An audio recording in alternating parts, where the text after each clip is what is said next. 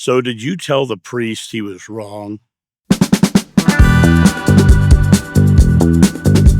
Hey guys, it's John sitting out here in my backyard. It is a stunningly beautiful day with partly cloudy blue sky peeking out all around us. But so you'll see the sun getting brighter and darker behind me back in the background. Got my wind chimes hanging here, which are, you'll hear them probably in this. Maybe you might not hear them because of the mic and the way this is set up, but they're ringing right behind me. I wanted to hop on and talk about this idea of uh, as a child telling church authorities that they're wrong. The reason I wanted to talk about this is because I cannot tell you how many people tell me that they, when they were a kid, they told their church elder that they were wrong. That that's not what God is. This is not what Jesus would say.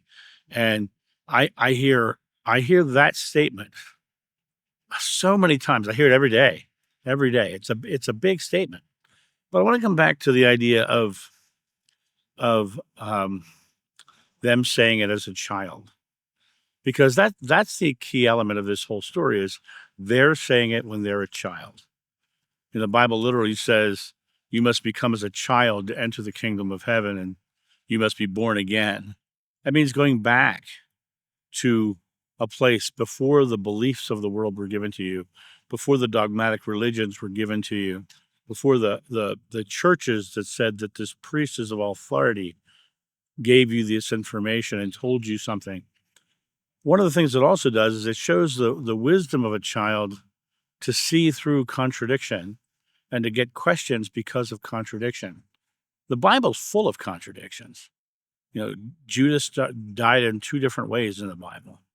I'm doing a video real soon on walking on water for my other channel.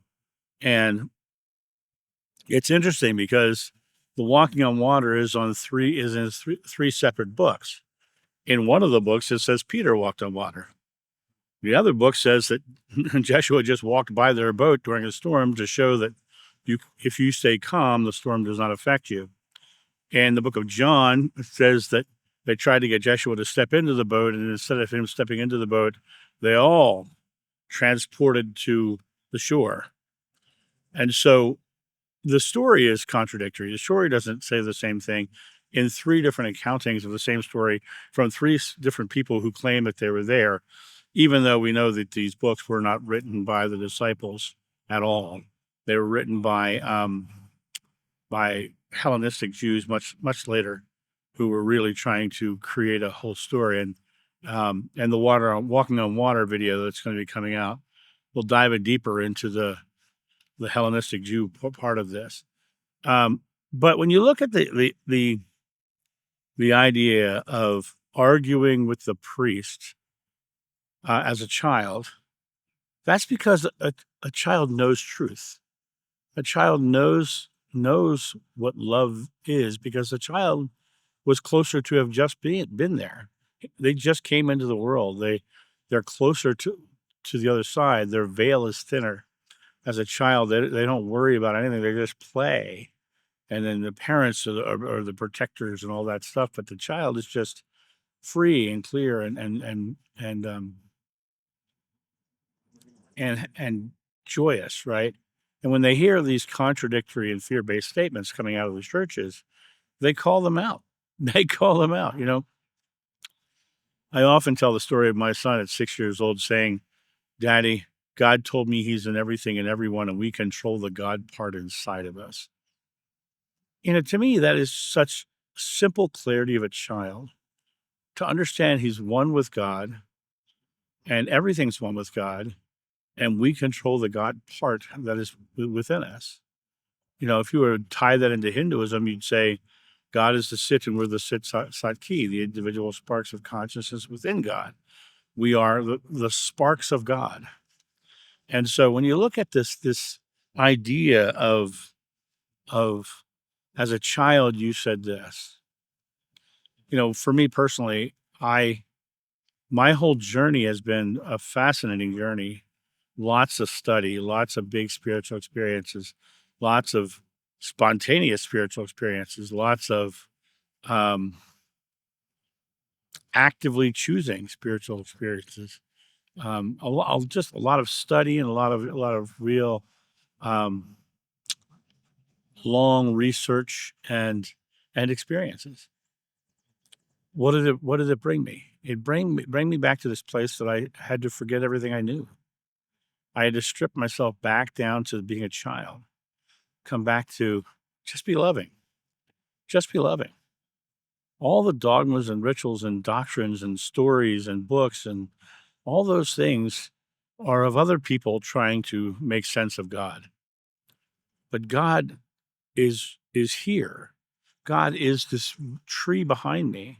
God is this beautiful nature you see before you. God is that child who's playing on the lawn. God is that person who's begging in the street. God is everything. God is in everything and everyone, and we control the God part inside of us. We get to choose to be loving. We get to choose to express ourselves in beautiful, caring ways. And when you look at it from the perspective of a child, is a child always wants to be good. A child always wants to be, happy and joyful, unless they are finding the way that they get love is by acting out. People will often have parents who ignore them, and so they'll act out to get the love, right? They're learning this process. Through experience that the only way they get attention is to not be good, because when they're good, the people weren't paying attention to them. So those life experiences are what we have to forget. We have to forget. Had to forget my father. I know he's there. I know everything he did. I know all this stuff, but I had to release the attachment and say, that was that part of my life, and this is this part of my life. I'm an entirely different person than what I was, back then in those days. Even when I was a kid, things have changed. But when I was a little kid, people used to say that John always has a smile on his face. I think most kids usually have a smile on their face until they don't get their way in some form. And that's usually because someone else is saying no, right? Yeah, well, you think about it. You can create anything in your life, but when you come from the beautiful wisdom of the child who's telling the priest he's wrong because what they're saying isn't loving, what they're saying is not what Jeshua would have taught. They're right. They're absolutely right. They're seeing through the fear associated dogmas at that young age. And at that young age, they had the ability to discern for themselves that this was not truth. It's not a mistake that the Christian churches have lost 54% of their congregations in the past 20 years. It's not by accident. People are awakening to their child, to the love of the child within them. They're coming back to that gentle nature, and the world is shifting in major ways, and the religious doctrines and dogmas are falling away. The reason we have the struggles with them in our political structure right now and in our world right now is because all the religions are falling away and they're all fighting for dominance. But in reality, there's more people in the world who are awakening to that just be loving idea and live a loving life. That lifestyle is the true spirituality. It's the nature of that child. He says, no, that's not loving. That's not loving. I don't fear God. I love God. I don't fear my fellow man. I love my fellow man. When you look at this idea of the child talking back to the priest and telling him he's wrong, understand the true wisdom is the child. You must become as a child to enter the kingdom of heaven.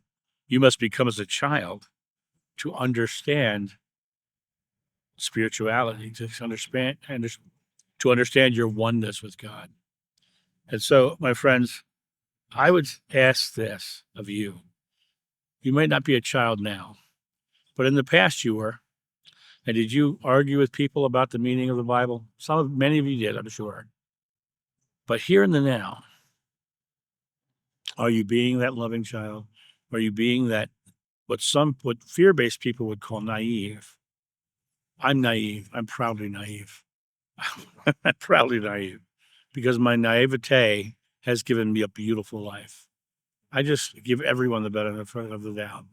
I don't go into situations fearfully. and I don't have fearful situations. And so I am creating my world from a beautiful, loving place. And I hope you can too. I hope you can take this message as let go of everything.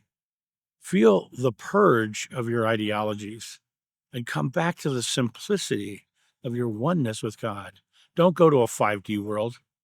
Come back to the 1D world when we're all one together. 1 plus 1 equals 1. And so let's make the best with the one we have. And that's my thought on this. You guys have a great day, and I'll talk to you soon. See you. Bye.